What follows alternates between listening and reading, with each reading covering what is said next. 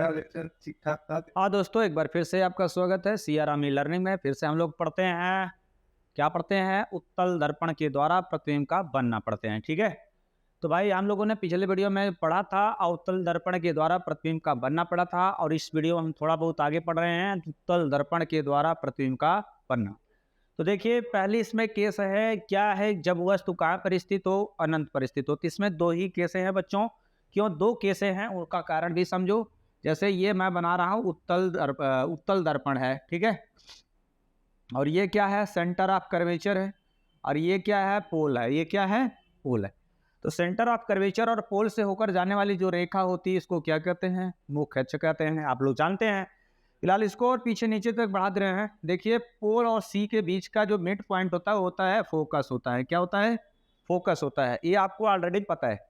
तो हम ऑब्जेक्ट कहाँ रख सकते हैं? पहले हम इनफाइनाइट पे रख सकते हैं। दूसरी सिचुएशन क्या हो सकती है? इसके बीच में कोई स्टॉपेज नहीं है बीच में, जैसे कि चल वीडियो में बताया गया है। तो यहाँ पर देखिए, जब स्टॉपेज नहीं है तो अब इनफाइनाइट एंड पोल के बीच में रखेंगे। तो इसमें दो ही केसेस हैं।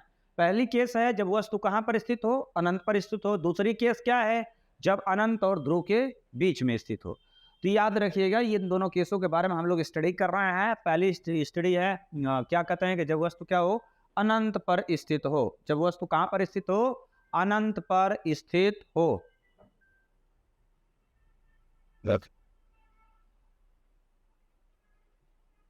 तो देखिए, चलिए हम बनाते हैं। देखिए, तो ये है हमारा अवतल दर्पण। ये क्या है? अवतल दर्पण है। सॉरी, अवतल कह रहे हैं, उत्तल दर्पण है। और ये जो है इसका सेंटर ऑफ कर्वेचर यहाँ है, और ये क्या है? पोल है, और ये है मुख्य अक्ष। ये क्या है? मुख्य अक्ष है। ये मुख्य अक्ष है, इसको भी देख लीजिए आप लोग, है ना?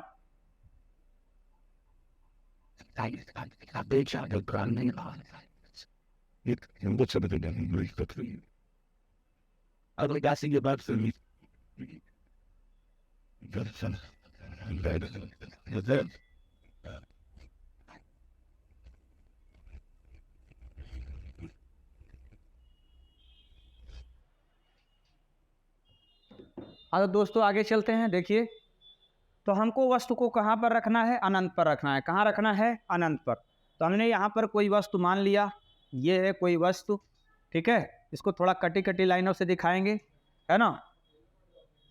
इसको हम लोग क्या करेंगे? थोड़ा कटी कटी लाइन से दिखाएंगे। तो दिखा रहे हैं, देखिए कुछ दूसरे तरीके से। यहाँ पर ये है कोई वस्तु, ठीक है। इसका नाम हमने रखा है ए बी। क्या नाम रखा है? ए बी रखा है। और हम इमेज फॉर्मेशन रूल पढ़े हैं कि प्रतिबिंब कैसे बनाया जाता है। इसके 3 रूल्स आपको बताए गए थे, आपको रूल याद होंगे, है ना? उन्हीं रूलों की सहायता से हम लोग क्या कर रहे हैं? इमेज फॉर्म कर रहे हैं। अच्छा देखिए इधर, जरा दिमाग से सोच के बताइए। पोल और वक्रता केंद्र का मध्य बिंदु क्या होता है? फोकस होता है। क्या होता है? फोकस होता है। तो इसको हम किससे रिप्रेजेंट करते हैं? एफ से रिप्रेजेंट करते हैं, कैपिटल एफ। और जो मुख्य फोकस होता है उसको कैपिटल एफ से, और जो फोकस दूरी होता है उसको हम लोग किससे रिप्रेजेंट करते हैं? स्मॉल एफ से। किससे? स्मॉल एफ से। इस चीज को याद रखिएगा। अच्छा, एक चीज और जरा दिमाग से सोचिए। अगर कोई भी ऑब्जेक्ट इनफाइनाइट पर है तो वहां से आने वाली प्रकाश की जो किरणें होती हैं वह एक दूसरे के क्या होती हैं? समांतर होती हैं। कैसी होती हैं? एक दूसरे के समांतर होती हैं। तो मैंने क्या किया, ये ऑब्जेक्ट को मैंने मान लिया इनफाइनाइट पर है। कहां पर है? अनंत पर है। तो यहां से चलने वाली 2 प्रकाश की किरणें हम ले रहे हैं और उनको दिखा रहे हैं। देखिए, एक प्रकाश की किरण मैंने ये ले लिया, ठीक है, और ये कहां जा रही है? सेंटर ऑफ कर्वेचर की तरफ जा रही है, ठीक है।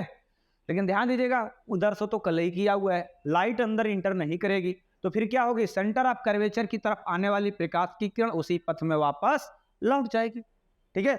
दूसरे प्रकाश की किरण को मैं फोकस की तरफ ले रहा हूं। कहां लो? फोकस की तरफ ले रहा हूं। देखो, इसी के पैरेलल लूंगा। क्यों इसी के पैरेलल लूंगा? क्योंकि मैंने बताया था, क्योंकि जो भी वस्तु है वो कहां पर है? अनंत पर है।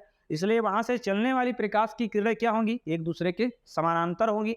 तो बच्चों, ये क्या है? फोकस की तरफ जो प्रकाश की किरण आ रही है वह दर्पण से टकराने के बाद क्या होती है? मुख्य अक्ष के समांतर हो जाती है, कुछ इस तरह से। ये हो गई परावर्तित किरण, ठीक। तो परावर्तित किरण यहां पर है, एक यहां है, दूसरी परावर्तित किरण यहां है। जरा देखिए, इन किरणों को अगर आगे बढ़ाते, इसको भी आगे बढ़ाते, इधर तो काटेगा नहीं, इधर नहीं काटेगा।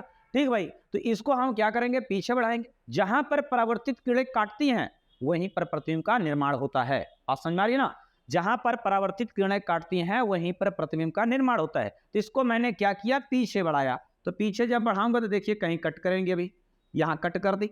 ठीक है, जहां कट की यहीं पर इमेज बन गया। ठीक है, ये है इमेज, इसका नाम हमने रखा है ए डैश और ये क्या है, बी डैश।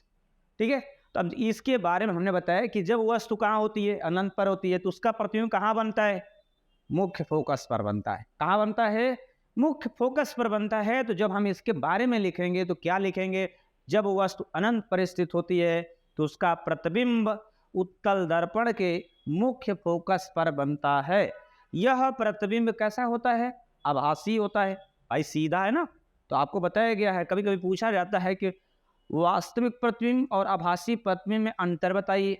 तो भाई देखो, दो अंतर आपको मैं बता दे रहा हूँ। पहला अंतर यह है, तो जो वास्तविक प्रतिबिंब होता है उसमें प्रकाश की जो किरणें हैं जो परावर्तित होकर के आती हैं वास्तव में एक दूसरे को काटती हैं। लेकिन दूसरी चीज अगर बात कर लो आभासी वाले में, इसमें काटती हुई प्रतीत होती हैं, सच में नहीं काटती हैं। देखो ये परावर्तित किरण इधर चली गई और ये वाली इधर चली गई, ये अंतर है पहला।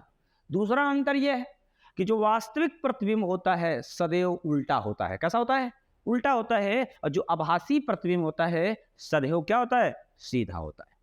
तो इस चीज को आपको दिमाग में बैठा लीजिए। तो चलिए आगे बढ़ते हैं भाई। तो क्या होता है कि जब वस्तु अनंत पर स्थित होती है तो उसका प्रतिबिंब कहाँ बनता है, मुख्य फोकस पर बनता है। कहाँ बनता है, मुख्य फोकस पर बनता है। और यह प्रतिबिंब क्या होता है, देखो वस्तु बहुत बड़ी है, उसका प्रतिबिंब क्या होता है, अत्यंत छोटा बनता है। कैसा बनता है, अत्यंत छोटा बनता है। और यह सीधा होता है। और वस्तु से क्या होता है, छोटा होता है, मतलब अत्यंत छोटा होता है, सीधा। एक चीज और बताना है भाई, आभासी होता है। कैसा होता है, आभासी होता है।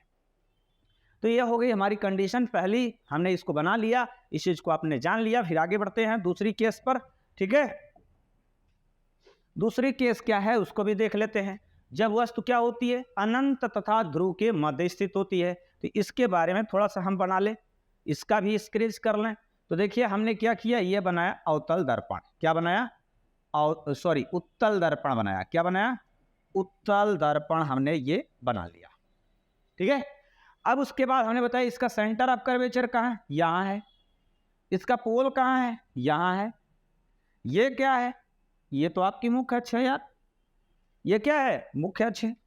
ठीक, कोई बात नहीं है, ये मुख्य अक्ष है। हाँ, तो इसका बिल्कुल बीचों बीच का बिंदु क्या होता है, फोकस होता है। ठीक, हम वस्तु को कहीं पर भी रख दे, मान लीजिए हमने यहाँ रख दिया वस्तु को, इसका नाम है ए बी। ठीक है, ठीक है भाई, हम इमेज बनाने के क्या करेंगे, दोनों नियमों का प्रयोग करेंगे जो हमने पढ़ा है। हमने जो नियम पढ़ा है उनका प्रयोग करेंगे। देखिए मैंने क्या किया, सबसे पहले एक लाइट को पैरेलल भेजा जो मुख्य अक्ष के समांतर। अब जरा दिमाग से सोच के बताइए, अगर मुख्य अक्ष के समांतर कोई प्रकाश की किरण है, वैसे लग नहीं रहा है, थोड़ा सा इसको इरेज करके बनाते हैं। ठीक है,